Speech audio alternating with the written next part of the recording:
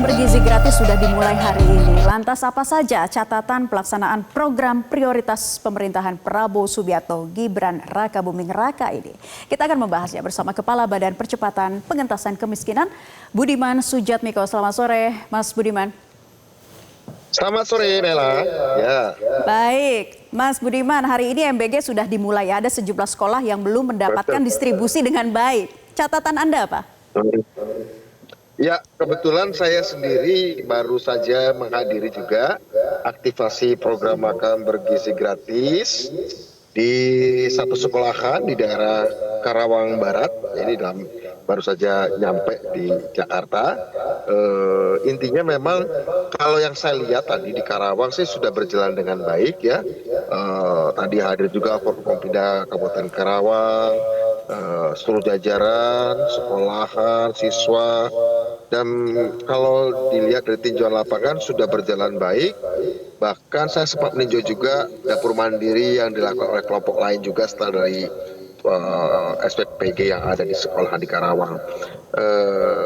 Saya melihat ada kegairahan begitu dan sempat berdialog dengan para siswa. Mereka merasakan ini bisa sangat membantu proses mereka mendapatkan makanan bergizi dan ya diharapkan ini bisa mengurangi beban keluarga mereka. Begitu, Naila. Ya. Ada sejumlah catatan, Mas Budiman, diantaranya di SMP 1 Cirebon, yang dimana SMP tersebut menjadi salah satu lokasi percontohan makan bergizi gratis. Nah, kami mendapatkan informasi sebagai sekolah percontohan MBG justru hari ini tidak mendapatkan distribusinya. Ada kendala?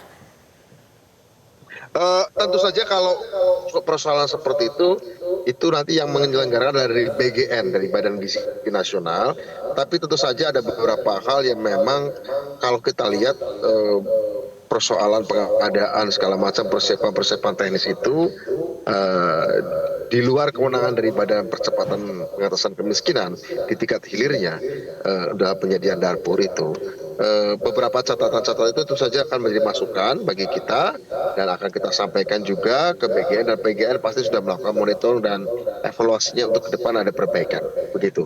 Tapi saya pikir apa yang dilakukan sekarang ini sudah cukup baik untuk menjadi aktivasi beberapa program di 26 provinsi. Tentu saja kalau ada beberapa yang masih meleset tentu saja akan menjadi evaluasi dan akhirnya akan diperbaiki. Yang paling penting adalah tidak ada keadaan-keadaan yang sangat buruk, misalnya mutu dan kualitas sayurannya pokoknya sangat buruk misalnya seperti itu. Tapi kalau soal kasus yang di Cirebon tadi tentu bisa menjadi masukan bagi kami begitu.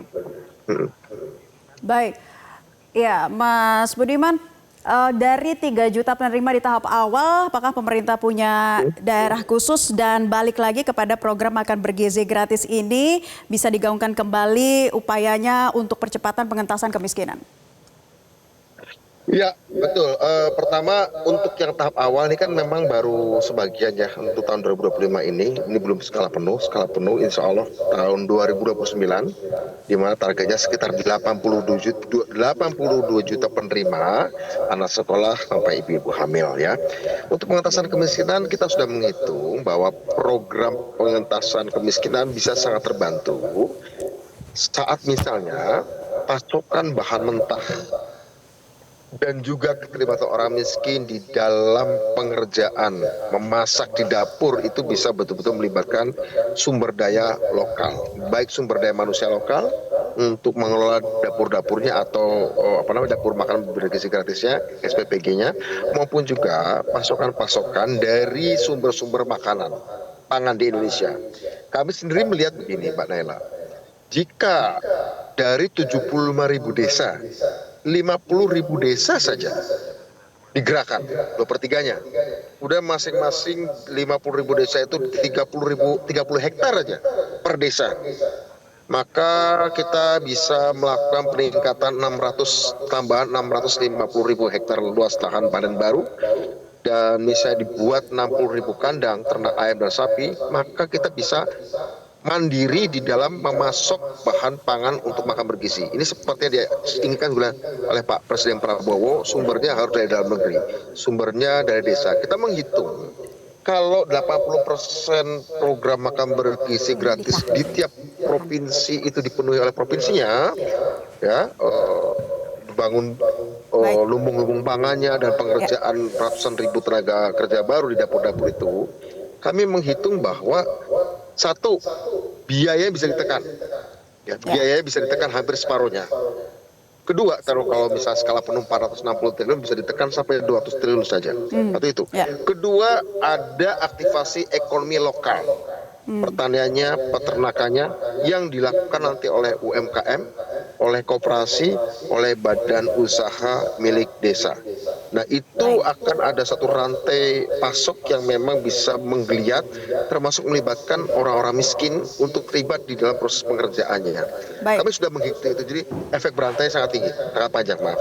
Ya, baik Mas Budiman, ditahan dulu. Kita juga akan mendengarkan pernyataan berikut ini. Pemirsa, sempat menjadi pertanyaan mengapa susu belum ada dalam menu makan bergizi gratis di beberapa tempat. Kepala Badan Gizi Nasional Dadan Hindayana menyatakan bahwa susu diprioritaskan untuk wilayah yang memiliki sapi perah untuk memberdayakan sumber daya lokal dan menekan impor susu untuk Indonesia. Kita simak pernyataannya.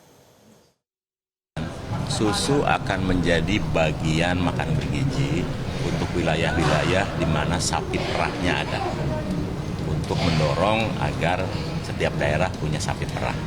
Dan kami tidak ingin program ini menjadi bagian peningkatan impor, tetapi ingin memberdayakan sumber daya lokal.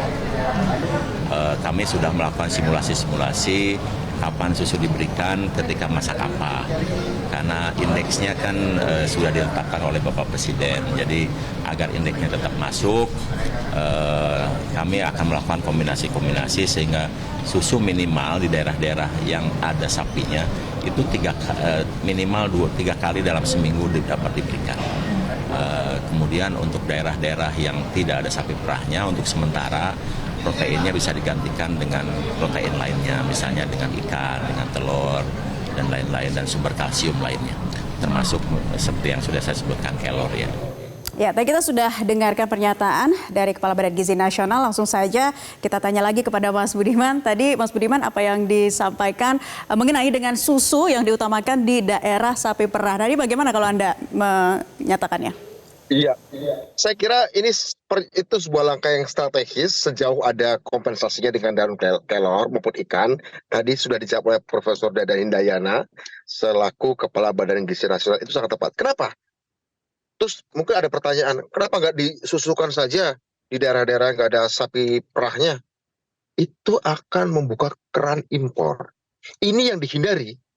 Pesan Bapak Presiden kan gini, makan bergizi gratis itu tujuannya bukan sekedar ingin meningkatkan sumber daya manusia, tapi di lain pihak mendorong dan memacu proses swasembada pangan. Kalau pasokannya ada yang masih diimpor, itu salah satu tujuannya jadi nggak tercapai. Kalau mau gampang-gampangan sih impor saja, tapi bukan itu. Kita ingin mengaktifasi peternak rakyat. Kita ingin mendorong hilirisasi dan industrialisasi pangan di desa-desa. Kita ingin mendukung program swasembada pangan. Kita ingin mengentaskan kemiskinan dengan melibatkan banyak orang miskin di dalam proses produksi dan pemasokan bahan makanan. Sehingga kemudian rantai pasoknya tidak sekedar dimonopoli oleh vendor-vendor besar. Pengusaha-pengusaha menengah itu diutamakan di tingkat lokal. Ya, artinya tidak terburu-buru memberikan susu bagi daerah-daerah yang bukan sentra produksi sapi perah adalah cara untuk mencegah jebolnya keran impor. Itu yang mau dibangun.